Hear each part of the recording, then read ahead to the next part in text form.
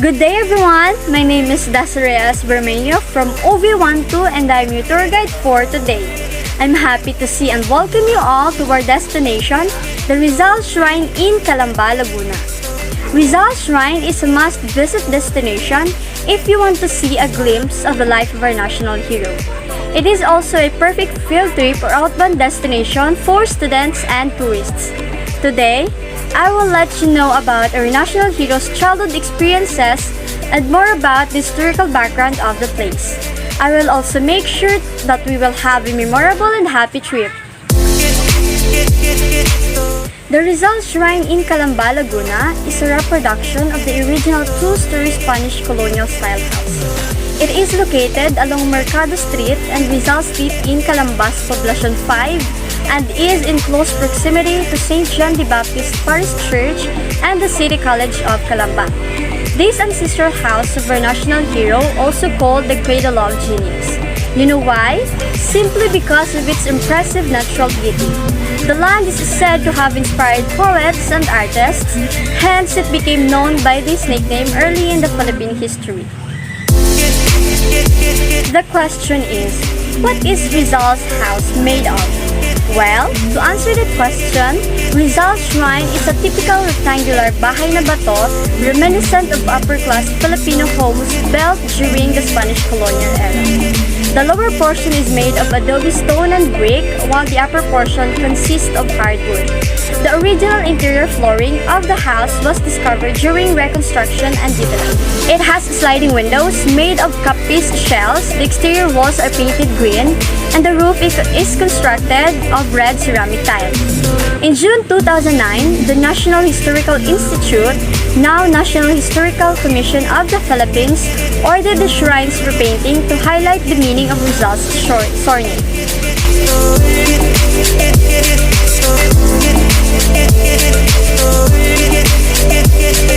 Dear tourists, what you are seeing right now is the inside of Rizal's house in Calamba, Laguna. You can see the servants' room, workroom, and food supplies room on the ground floor. It contains memorabilia of Jose Rizal's life from his childhood days to up to adulthood. The ground floor of the house historically served as a stable for horses and carriages. It also contains several exhibits on Rizal's childhood, including exact copies of Rizal's writings, drawings, and original baptismal certificate. The upper floor served as the family's living quarters and consisted of the living room, dining area, bathroom, and library. Containing more than 1,000 books, a Caida serves as Francisco Mercado's library, the largest private library in Calamba at that time. Adjacent to the library is the family's formal dining room where Rizal's parents hosted guests and the other prominent members of the society. The Caida or Caida is connected to a sala which leads to 3 bedrooms, the boys' room specifically for Jose and Pasiano, the girls' room for his 9 sisters, and the master bedroom.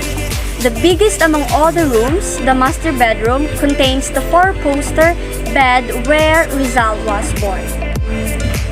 Going beyond the sala is an informal dining room for Comedor.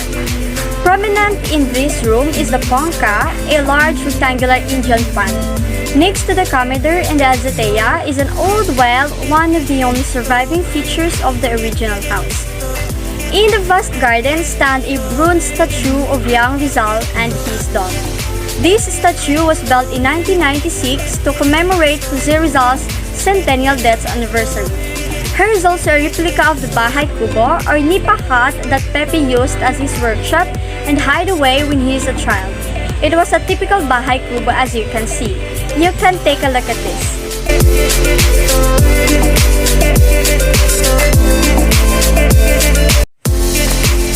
The Rizal's ancestral house is intended to provide an accurate representation of the home Rizal grew up in until his formal schooling in Binyan.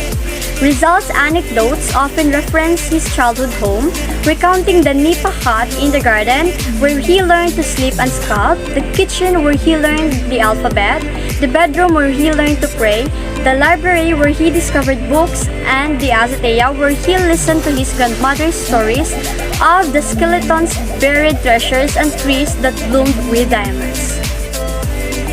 What is Calamba at the time of Rizal? Calamba was a hacienda owned by the Dominican friars during the time of Rizal. His family, the Mercados, rented the land where they built their house and sugarcane plantation. In 1891, they were expelled from the hacienda together with the other tenants. Their house was later on demolished. Why Rizal's family is considered as one of the biggest family in Calamba? The Principalio, one of the key reasons that Rizal family was wealthy was because its lineage, both maternal and paternal, can be traced in Principalian root.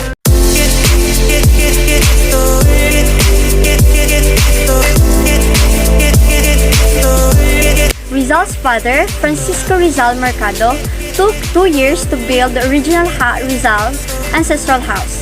The Spanish authorities confiscated the house in 1891. Paciano Rizal, brother of Jose Rizal, reoccupied the house during the Philippine Revolution but lost it again to the friars. It was subsequently sold, destroyed in World War II, and eventually demolished. The government bought what remained of the Rizal house for 24,000 pesos. If Rizal was, in contemporary terms, a rich kid, his parents were even richer kids.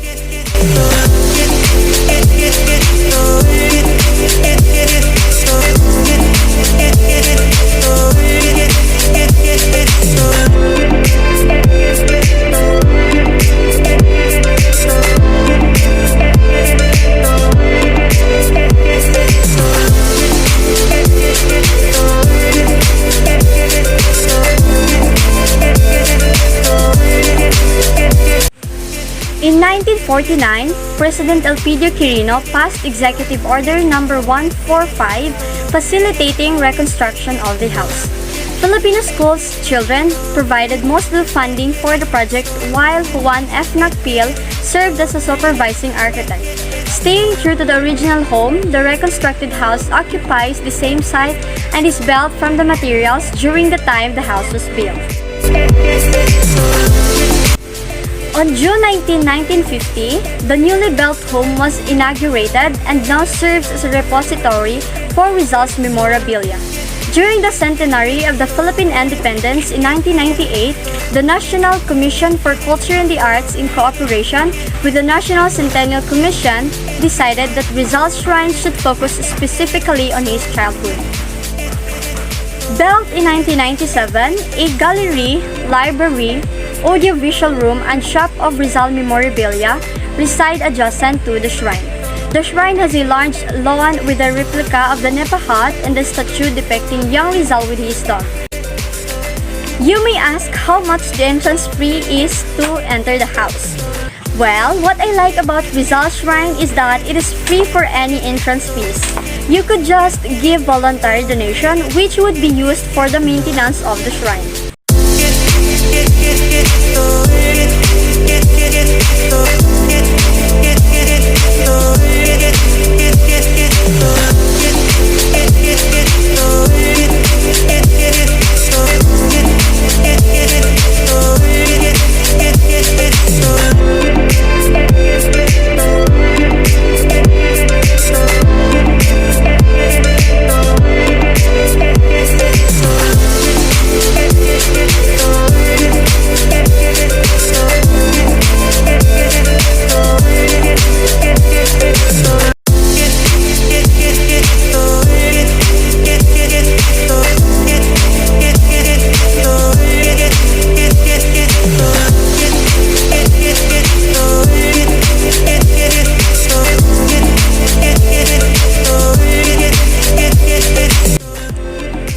Attention everyone, our time is up and we have already finished discussing about Rizal Shrine located in Calamba, Laguna. In addition, Rizal's earliest childhood memories were from his native town in Laguna. This video will help you know about Jose Rizal's ancestral house in Calamba, Laguna, which became a shrine now. His experiences that led him into becoming a hero has been part of the Philippine history. Everyone, always remember that the stories of our national hero play a huge part in their great works of the country. Make sure that your mind has been filled with enough knowledge today. Thank you for your cooperation and for joining this tour with me. I hope that this experience will be memorable for all of you. God bless everyone!